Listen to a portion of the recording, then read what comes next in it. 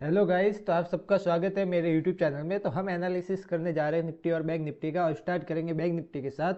और bank Nifty आज देखेंगे तो एक सुबह मोमेंटम हमने जैसे बोला था वैसे मार्केट में मोमेंटम आया, और फिर मार्केट एक पूरा साइडवेज रेंज बनाता हुआ पूरे दिन साइडवेज रह गया, और पूरा जो भी यहाँ पे बाय करके बैठे थे उनका प्रीमियम डी के गया। ना तो बड़ा प्रॉफिट दिया, ना कोई असल इतना खाया। मार्केट उसी रेंज में घूमता रह गया।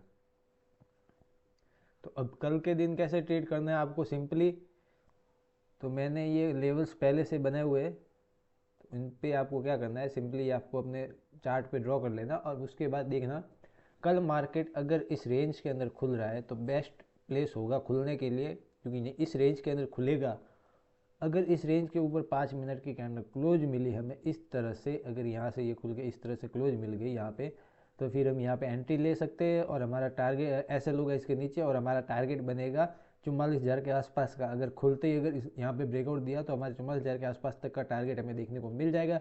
ये बीच में एक छोटा सा हडल है, पर अगर ये खुलते ही ब्रेकआउट दे रहा है तो सुबह के मोमेंटम में इसको ब्रेक करता हुआ डायरेक्ट से ऊपर चला जा देखने को मिल जाएगा, अगर साइडवेज में खुल के ब्रेकआउट देता है तो। और अगर इसी रेंज के अंदर खुलने के बाद थोड़ी देर रुक जाता है और फिर अगर ब्रेकआउट देगा तो भी अगर ये अपसाइड जा रहा है तो ये 44,000 तक का हमारा फाइनल टारगेट होगा। बीच में ये हडल है, इसके आसपास अगर रिजेक्शन ले रहा है तो हम एग्जिट कर सकते हैं, बाकी हम एंट्री को कंटिन्यू करेंगे, और मार्केट यहाँ से स्लो एंड स्टडी ऊपर जाता हुआ हमें देखने को मिल जाएगा।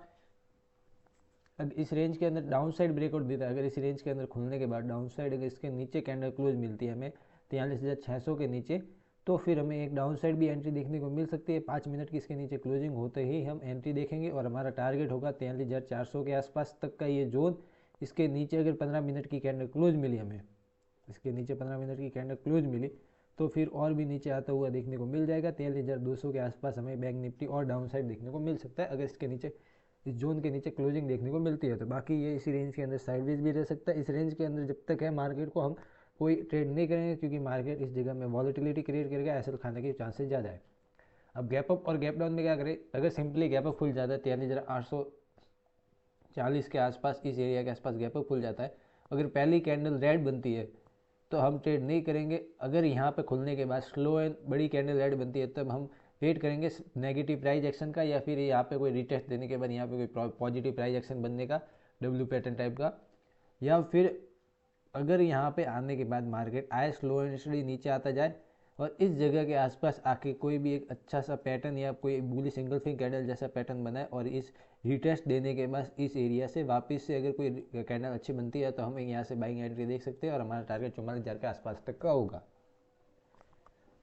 और गैप अप खुल के डायरेक्ट ऊपर जा रहा है तो हम बाइंग एंट्री नहीं सोचेंगे। अगर हमें टॉप के आसपास कोई भी अहम पैटर्न देखने को मिल गया तब हम बाय सेल एंट्री देख सकते हैं, या फिर हम यहाँ पे मार्केट पूरे दिन साइडवेज हो जाएगा, वॉलेटिलिटी क्रिएट करेगा, और हम अवॉइड करेंगे।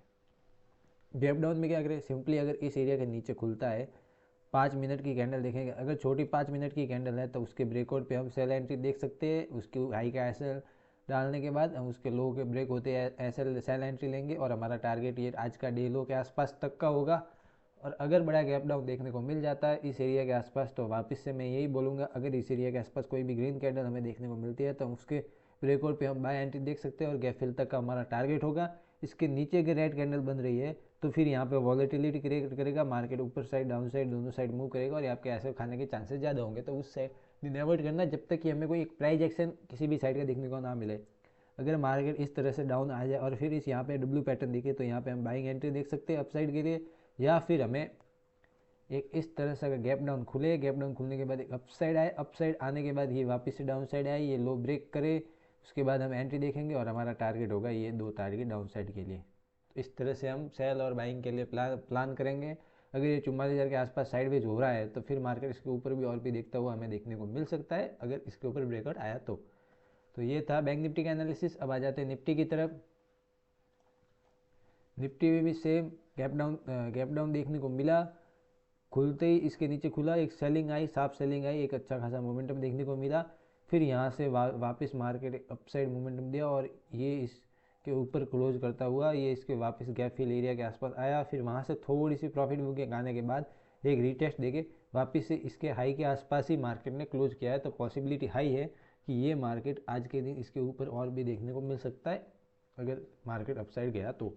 वो क्या करना है हमें, सिंपली ये कलर के एरिया के आसपास ही क्लोज गया, तो अगर इसी रेंज के अंदर खुलता है तो हाई पॉसिबिलिटी है कि ये 18,516 के ऊपर कैंडल क्लोज देगा, और इसके ऊपर कैंडल क्लोज मिलते ही हमें एंट्री लेनी है और हमारा टारगेट होगा 18,564 का।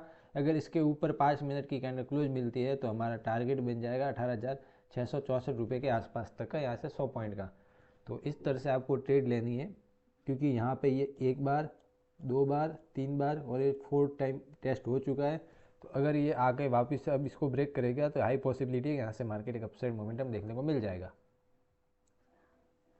और अगर इसी रेंज के अंदर खुलने के बाद ये एरिया आते आते ये वापस इसके इस एरिया के आसपास आ सकता है, आएगा। अगर 18,430 के आसपास अगर आके कोई भी ग्रीन कैंडल, एक अच्छी बुलिश कैंडल बना रहा है, तो इसके ऊपर हम बाइंग भी कर सकते हैं और ये वापस से इस एरिया के आसपास टेस्ट करने आ सकता है। और अगर इसके नीचे कैंडल क्लोज मिलती है हमें 15 मिनट या 5 मिनट की, तो फिर हमें मार्केट निफ्टी में 18,355 तक का हमारा पहला टारगेट होगा। इसके नीचे निकला तो 18,300 के आसपास हमें निफ्टी डाउन साइड देखने को मिल जाएगा, पर ये पॉसिबिलिटी कम है, क्योंकि ये लेवल अब टूटने के लिए मुझे नहीं दिख रहा कि मार्केट इस लेवल को तोड़ पाएगा, क्योंकि मार्केट ने जिस तरह से गैप डाउन खुल के यहाँ इसके ऊपर क्लोजिंग दी है और रिटेस्ट दे के वापस ऊपर गया, तो इसकी पॉसिबिलिटी कम है कि ये डाउन साइड देखने को मिले।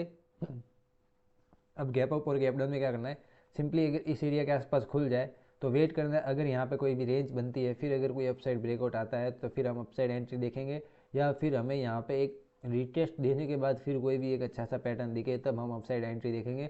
अगर गैप अप खुलता है तो हम सेल साइड नहीं देखेंगे, क्योंकि मार्केट में यहाँ पे प्रॉफिट बुकिंग पहले से ही इतने दिन से आ चुकी है, तो मार्केट में अब गैप अप खुलने पे कोई प्रॉफिट बुकिंग नहीं आएगी, या कंटिन्यूशन गैप हो सकता है।